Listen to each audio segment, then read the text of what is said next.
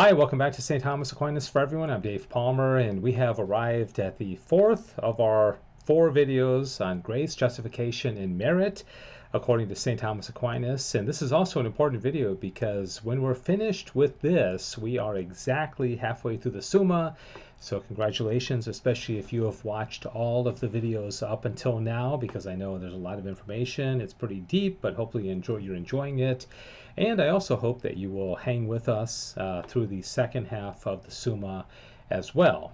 A lot of what we're going to be talking about now when it comes to grace has to do with human nature, understanding what it means to be a human person and what God has allowed us to do through our nature, and also what God requires as far as like super added grace in order for us to achieve our final end. I've talked about that a lot, so I won't go into it too much, but let's go right into it. And we're going to have some very interesting articles to cover here in this final video on grace, justification, and merit. And the first one is question 113, article 3, whether the justification of the ungodly is required a movement of the free will. Because if God just pours his grace out upon us and we are justified, well, we didn't really do anything. It wasn't really honoring our human nature because we are free. And that's what Thomas is getting at here.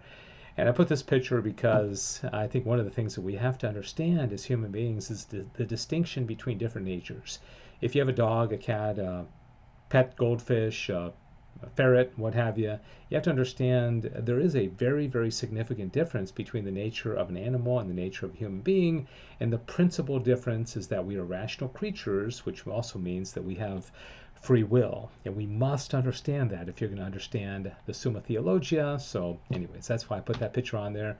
Thomas says the justification of the ungodly is brought about by God moving man to justice, for he is that justifieth the ungodly. He it is that justifieth the ungodly, according to Romans 4:5. Now it sounds, at the face of it, with that quote, that God just moves us to justice, right? But there's more to it. Now, God moves everything in its own manner, just as we see that in natural things, what is heavy and what is light are moved differently on account of their diverse natures. Hence, he moves man to justice according to the condition of his human nature. Okay, we've already talked about how God moves things to their end. Irrational creatures are moved to their end without their free will. Okay, butterflies and birds and ants and squirrels, right, don't have any free will, so they're just kind of moved by God, like a remote airplane would be moved by the person controlling it, right? But it is man's proper nature to have free will. Hence, in him who has the use of reason, God's motion to justice does not take place without a movement of the free will. But he so infuses the gift of justifying grace that at the same time he moves the free will to accept the gift of grace in such as are capable of being moved thus. That's a really perplexing line, because it sounds like God is moving our free will, which seems ironic. It almost seems contradictory, like a paradox, that God would move our free will, because then it sounds like we really don't have anything to say about it. But it's a delicate balance, tension, if you will, between God moving us and us accepting God's grace. Let's just leave it at that. Whether a movement of faith is required for the justification of the ungodly.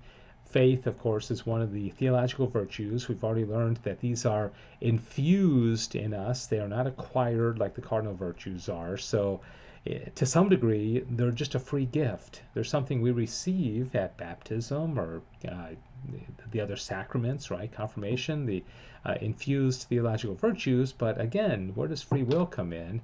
A movement of free will is required for the justification of the ungodly, inasmuch as man's mind is moved by God. Again, that's what we just went over. Now, God moves man's soul by turning it to himself, according to Psalm 84. Thou wilt turn us, O God, and bring us to life. Hence, for the justification of the ungodly, a movement of the mind is required, by which it is turned to God. Now the first turning to God is by faith, according to Hebrews 11:6. He that cometh to God must believe that he is.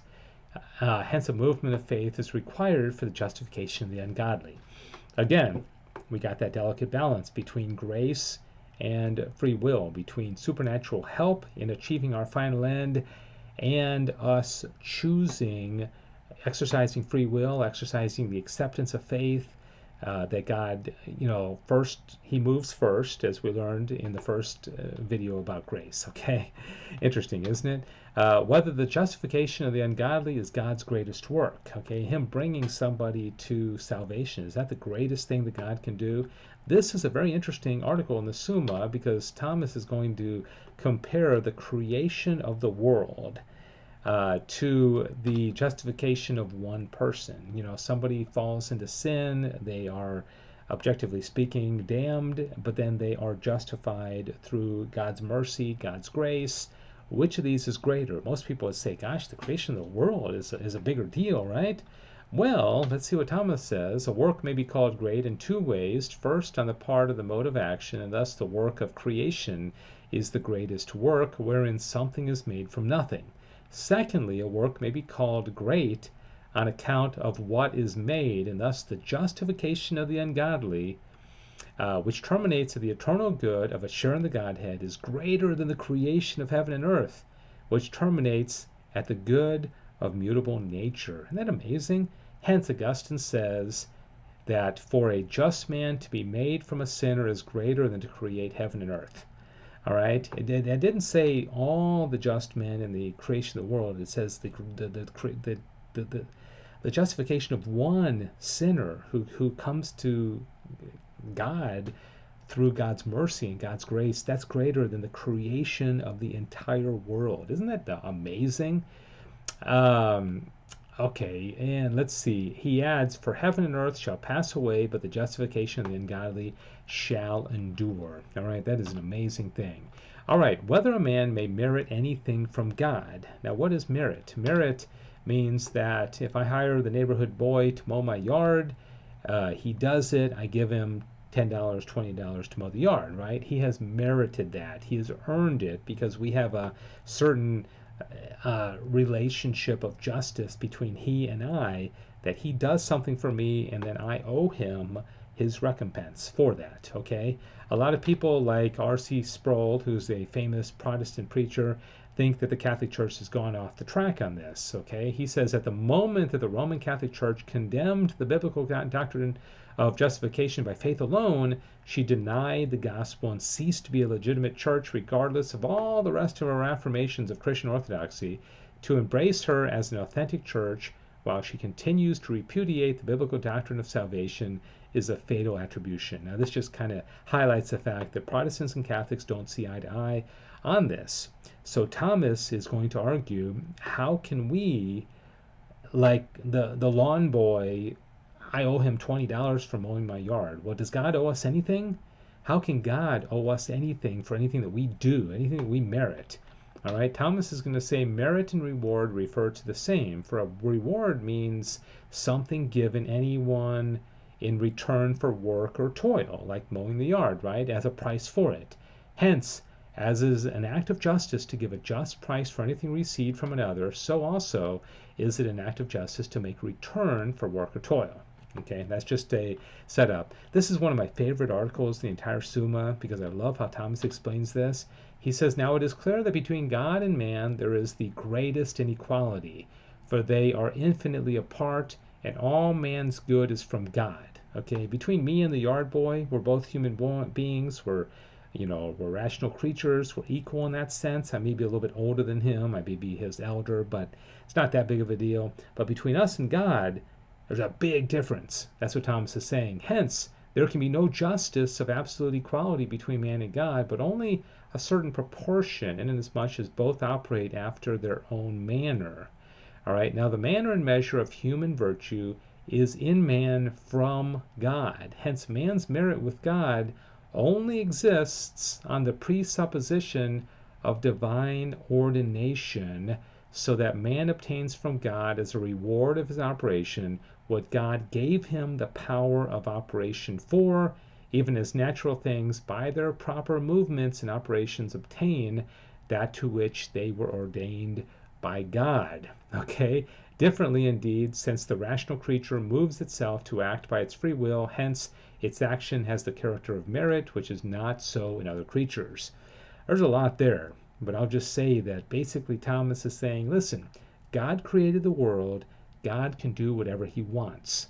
And if God wants to create a world where rational creatures can merit from him by doing certain deeds, then that's God's prerogative. And he has the right to do it because he created the world. He can do whatever he wants. Okay? I think that makes a lot of sense. All right, that does it for Grace, Justification, and Merit. I hope you've enjoyed that. Please comment, ask questions, and like, and share, and subscribe, and all that good stuff. And also, don't forget, I've started a series called What the Heck, where I'm going over some of the errant philosophers dating all the way back into the 13th and 14th century that got us into the mess we're in today. So please watch those videos and let's discuss them, okay? Thanks for being part of this. We are now officially halfway through the Summa, so congratulations if you have watched all these videos. God bless you. This is St. Thomas Aquinas for everyone. I'm Dave Palmer.